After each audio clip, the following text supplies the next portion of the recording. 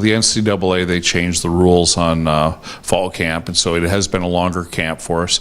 It's allowed for more meetings. It's allowed for 1 day of practice and also a walkthrough. I think camp has gone very well. Our players have practiced very hard. They've concentrated well in meetings. Our execution has gotten better on both sides of the ball. So it's time. We're ready for that first game. Ready or not, always there comes a point in time in the season where as coaching staff you always kind of think, oh, I don't know if we're quite ready yet, but eventually you have to play. And when you play, then you start to find out more about your football team. And we're at that point. It's time for us to play. Truman State, they've got pretty good running backs, we feel like. Their quarterback is mobile. He's a young quarterback. He's pretty accurate when he could go to an initial read. What he's shown last year as a younger quarterback, as a freshman that started for him, is that he kind of has an initial read, and then after that he's an athletic guy that's going to look to scramble around and buy time and see if he can't create something. So for us, that's part of the challenge that we'll have defensively is number one, stopping the run game, and then number two, controlling that quarterback when he tries to improvise. They get into multiple formations, multiple personnels, and so it's been good for us in fall camp to play a team like this in the first game because it kind of sets the table for a lot of things that you'll see throughout the rest of the year. They were, I think, 24th in the country in scoring defense and 19th in the country against stopping the run.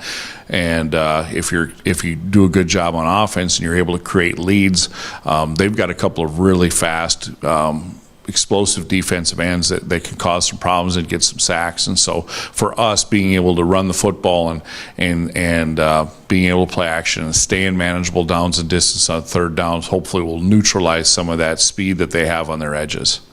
Well, you hope that to some extent you're able to do that, but certainly what you're looking for is the ability to get out and have multiple route combinations at different levels and find some stuff that's able to get you moving in the positive direction.